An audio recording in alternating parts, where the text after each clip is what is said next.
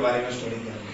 तो colligative property होता क्या है, जो सुनिए, हम ऐसा बताए हैं आपको, property of solution which depend upon number of solid particle present in the solution. Solutions में जितना सॉलिड पार्टिकल उपस्थित होगा उससे उसका नेचर चेंज कर जाएगा, सॉल्यूशन का नेचर चेंज करेगा। इसी को हम लोग बोल देते हैं कॉलिगेटिव प्रॉपर्टी। मैंने सॉल्यूशन का प्रॉपर्टी जो होगा वो सॉलिड पार्टिकल्स के अमाउंट पे डिपेंड करेगा।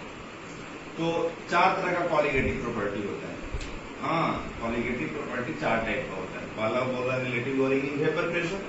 मैंने वेपर प्रेशर किसको बोलते हैं, तो आपको पता है pressure exerted by vapour, pressure exerted by vapour on liquid surface. ये क्लोज कंटेनर का बात करते हैं, और उसमें कितना रिलेटिव का मतलब होता है कितना से डिक्रीज कर रहा है, मैंने प्रेशर कितना से डिक्रीज करेगा। दूसरा बोल रहे हैं elevation in boiling point, boiling point कितना से बढ़ेगा। तीसरा बोलते हैं ऑस्मोटिक प्रेशर, और चौथा बोलते हैं डिप्रेशन इन फ्रीजिंग पॉइंट। ये चारों को हम लोग को देखना है। तो पहले हम लोग relative lowering in vapour pressure को देखते हैं। पहला प्रॉपर्टी को हम लोग डिसाइड करते हैं। तो जब भी हम लोग कॉलिगेटिव प्रॉपर्टीज यहाँ सॉल्यूशंस का बात करेंगे तो एक वोलेटाइल होगा, दूसरा नॉन वोलेटाइल। वोलेटाइल में जो इवोपरेट कर जाएगा, नॉन वोलेटाइल में जो इवोपरेट नहीं करेगा। तो वोलेटाइल सॉल्वेंट का हम प्रेशर हो गया P0, और नॉन वोलेटाइल सॉलिड उसमें ऐड कर रहे हैं।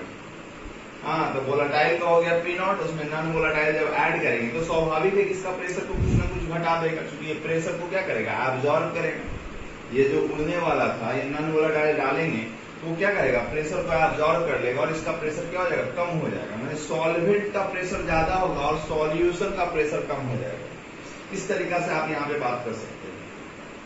कितना से घटेगा, जिसका हम चर्चा करते हैं, तो इसको हम इरेज कर देते हैं। यहाँ पे आप ऐसे देखो, कितना से डिक्रीज करेगा, जिसका बात आप ऐसे कर लीजिए, लोअरिंग इन वेपर प्रेशर आप लिख सकते हैं। लोअरिंग इन वेपर प्रेशर कितना से घट रहा है, तो हो जाएगा P0 माइनस P से डिक्रीज करेगा। अब इसी को बोलेंगे relative lowering, relative lowering in vapour pressure. Relative lowering in vapour pressure कितना हो जाएगा जी, P0 minus P divide by P0। इसी को बोलते हैं relative lowering in vapour pressure. अब यहाँ पे ये हो गया relative lowering in vapour pressure. हम लोग यहाँ पे ये बात कर रहे हैं सॉल्यूशंस में टोटल प्रेशर क्या होगा, तो सॉल्यूट का प्रेशर अब प्लस सॉल्वेंट का प्रेशर को हम लोग बोलेंगे टोटल प्रेशर। मैंने ये जो प्रेशर होगा, ये टोटल प्रेशर है, सॉल्यूशन है वहां पे, तो सॉल्यूशन का प्रेशर को PT मान रहा है, जो P है एग्जैक्टली। इस सॉल्यूट का प्रेशर प्लस सॉल्वेंट के प्रेशर का सम होगा।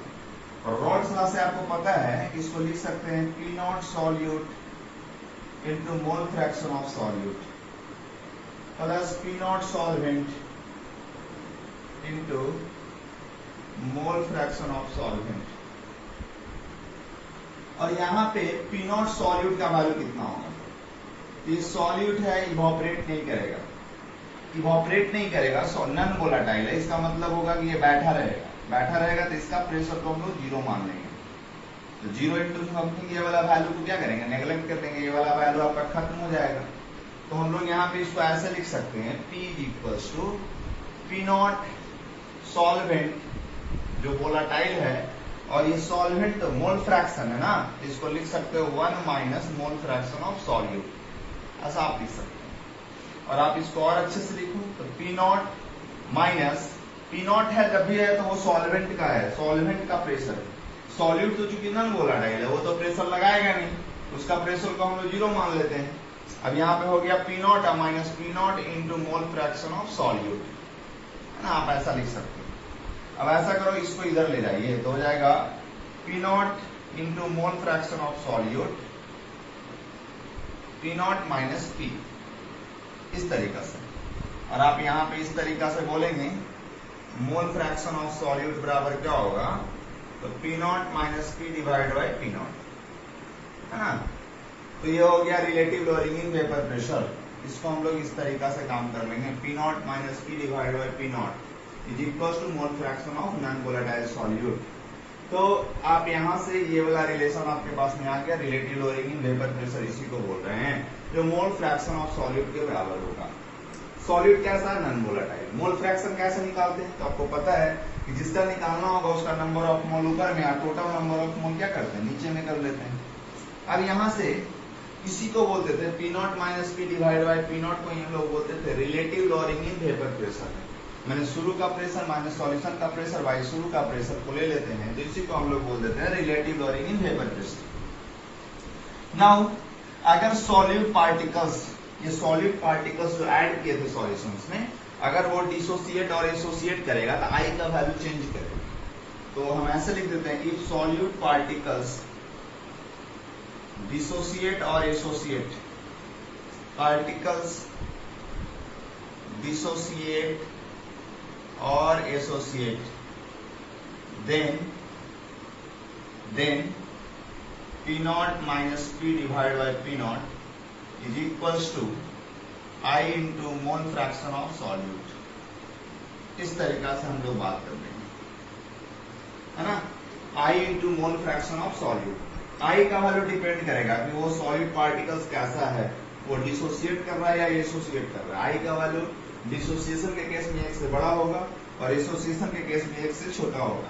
I का वैल्यू 1 के बराबर होता है, कब होता है, जब ग्लूकोज का केस होगा, मैंने सॉलिड पार्टिकल्स ग्लूकोज होगा, फ्रुक्टोज होगा, यूरिया होगा, ये सब के केस में ये सब का डिसोसिएशन नहीं होता है, इसलिए I का वैल्यू हम लोग क्या कर लेते हैं, 1 मान लेते हैं, है ना।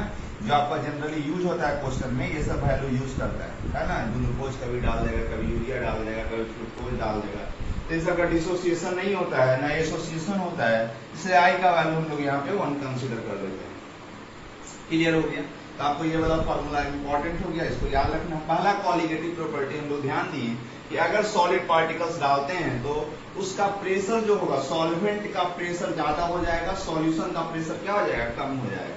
ये पहला कॉलिगेटिव प्रॉपर्टी हम लोग पढ़ेंगे। नाउ इसके बाद हम लोग दूसरा कॉलिगेटिव प्रॉपर्टी का बात करते हैं, इसको इरेज कर देते हैं, है ना। दूसरा कॉलिगेटिव प्रॉपर्टी अभी हम लोग ध्यान में लेते हैं।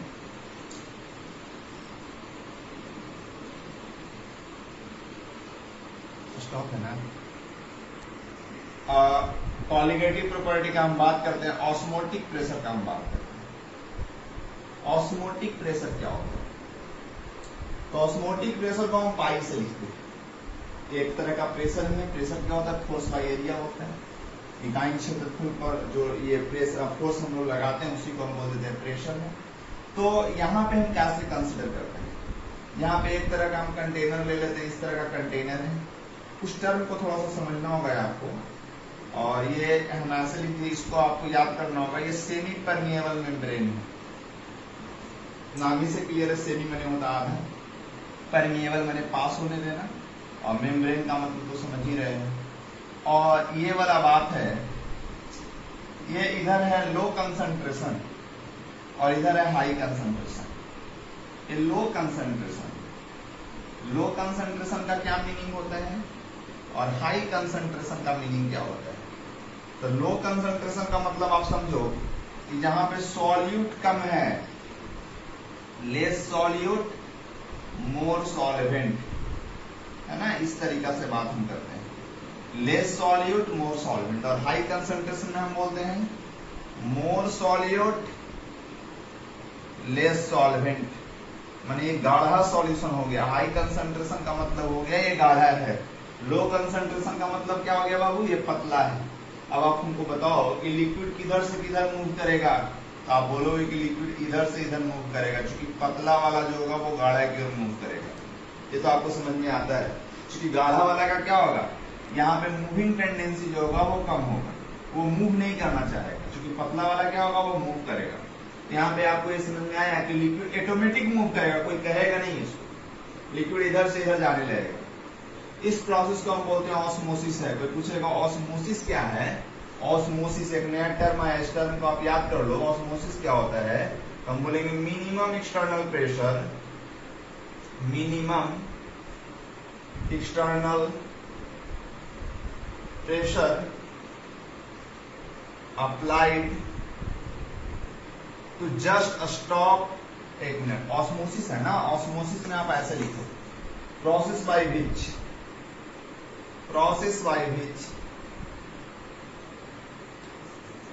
liquid move from liquid move from low concentration side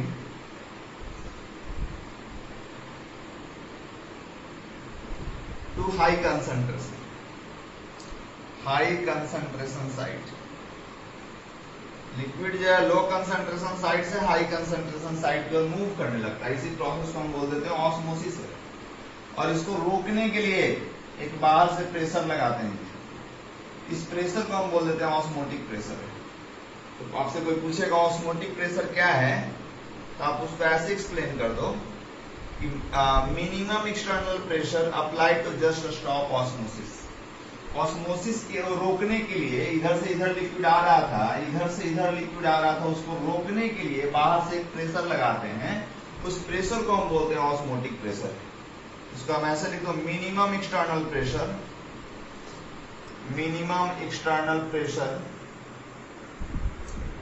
applied to just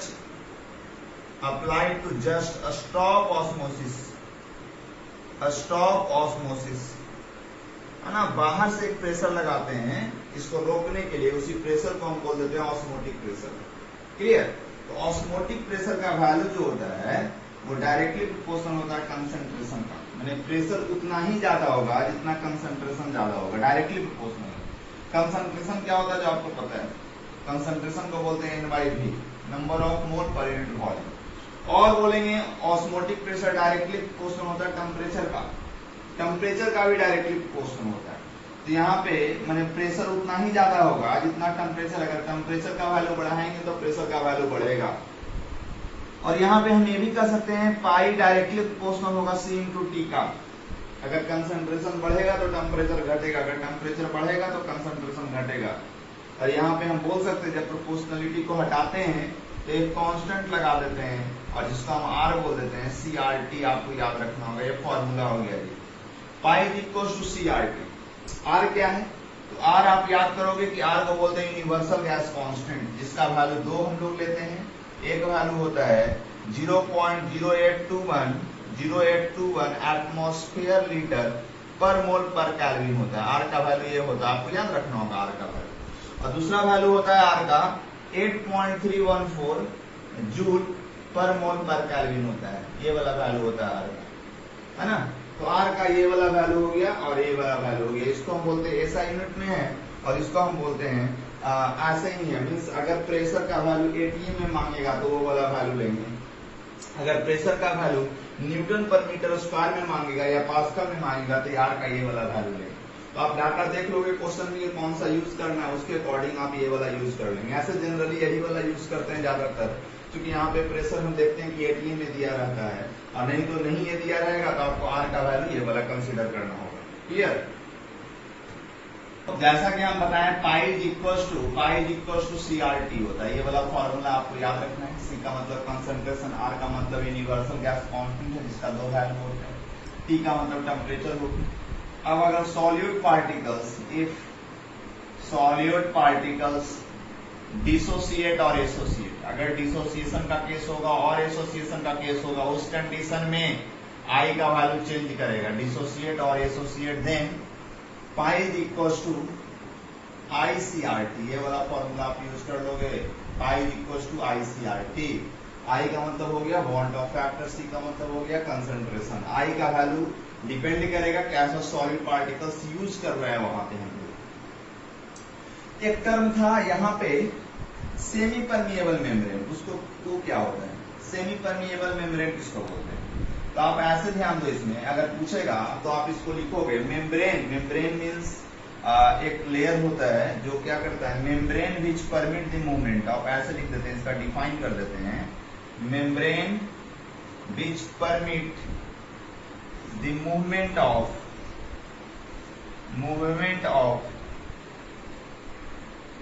solvent particles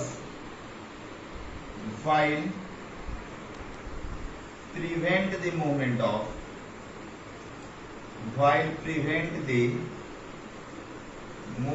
of solute particles,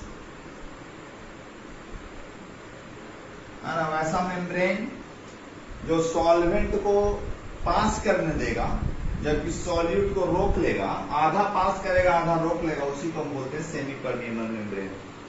जिसका एग्जांपल यहाँ पे सेल्यूलोज एसीटेट का लेते हैं, जो पॉलीमर है, सिंथेटिक पॉलीमर है, उसका हम लोग यहाँ पे यूज करवा लेते हैं सेमी परमिएबल मेम्ब्रेन के तौर पे। तो सेमी परमिएबल मेम्ब्रेन कहते हैं कि इसको जो सॉल्वेंट को जाने, मैंने लिक्विड वाला पार्ट को जाने देगा और सॉलिड वाला पार्ट को रोक लेगा, उसी को हम बोल देते हैं सेमी परमिएबल मेम्ब्रेन। क्लियर? तो यहां से इस तरीका का बात हम लोग यहाँ पे ऑब्जर्व कर लिए। नाउ तीसरा कॉलिगेटिव प्रॉपर्टी अब आपको ध्यान देना है, बॉइलिंग पॉइंट और एलिवेशन इन बॉइलिंग पॉइंट, इसका हम चर्चा कर लेते हैं थोड़ा सा। कॉलिगेटिव प्रॉपर्टी आपको हम बताते हैं, elevation in boiling point, elevation in boiling point, delta TV से लिखते हैं ना। एलिवेशन इन बॉइलिंग पॉइंट क्या होता है? अब सबसे पहले बॉइलिंग पॉइंट क्या होता है जो बात समझो।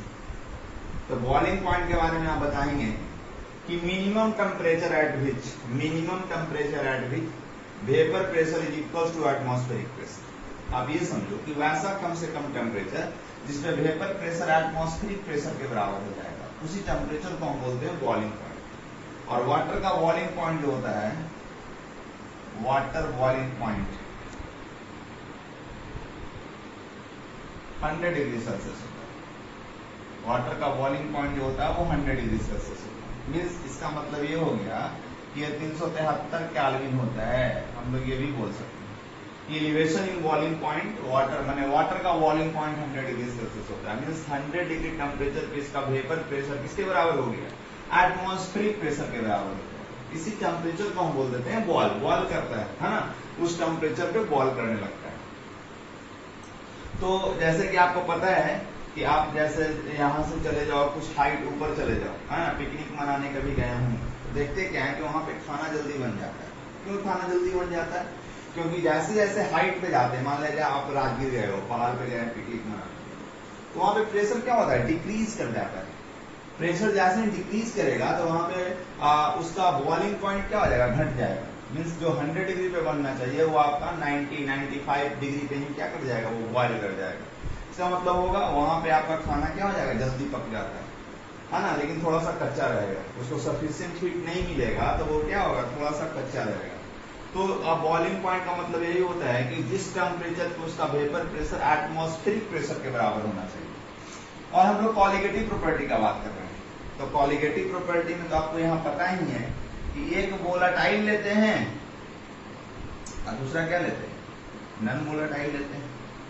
ये वोलाटाइल सॉल्वेंट है बाबू, और इसमें हम लोग नॉन वोलाटाइल सॉल्यूट डाल रहे हैं, नॉन वोलाटाइल सॉल्यूट डाल रहे हैं।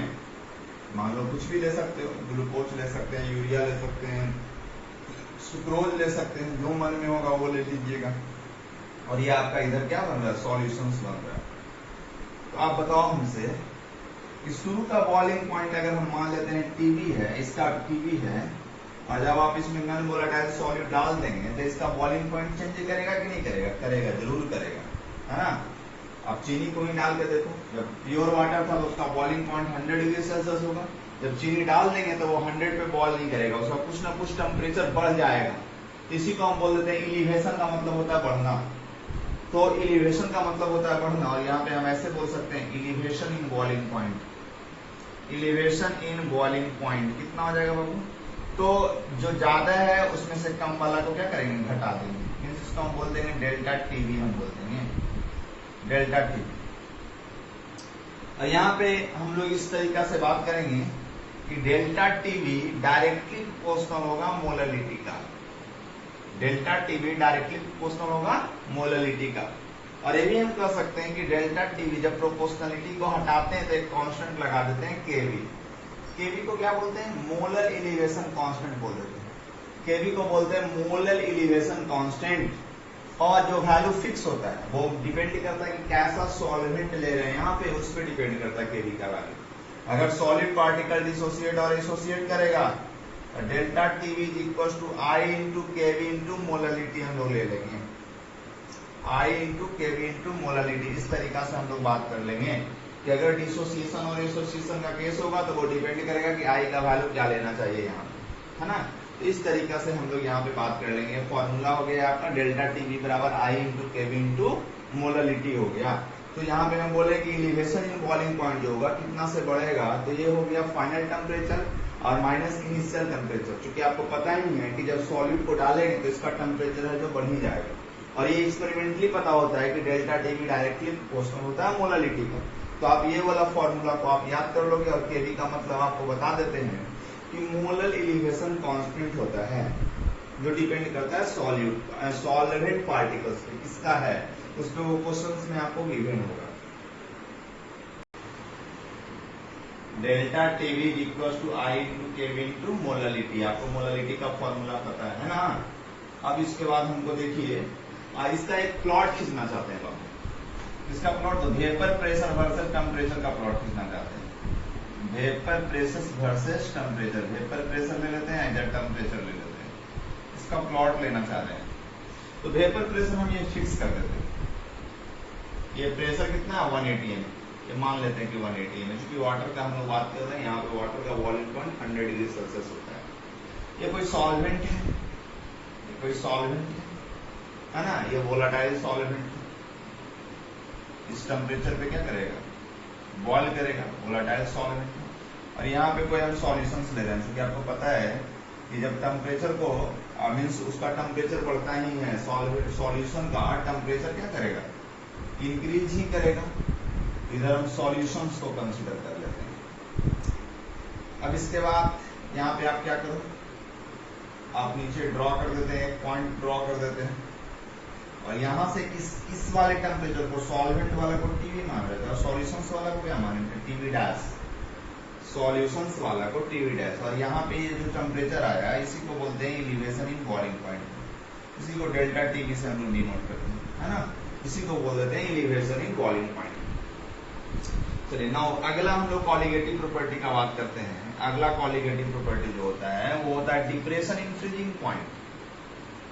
डिप्रेशन इन फ्रीजिंग पॉइंट ये होता है ना। डिप्रेशन का मतलब होता है घटना।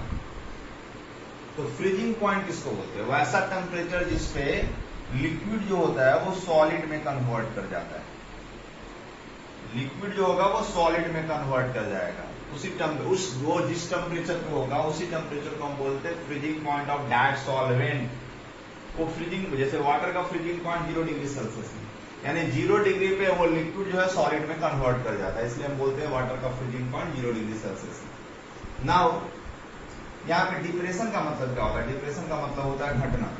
हम लोग यहाँ पे एक सॉल्वेंट कंसिडर करते हैं, है ना, क्योंकि आपको पता ही है कि कॉलीगेटिव प्रॉपर्टी में वोलाटाइल सॉल्वेंट लेते हैं।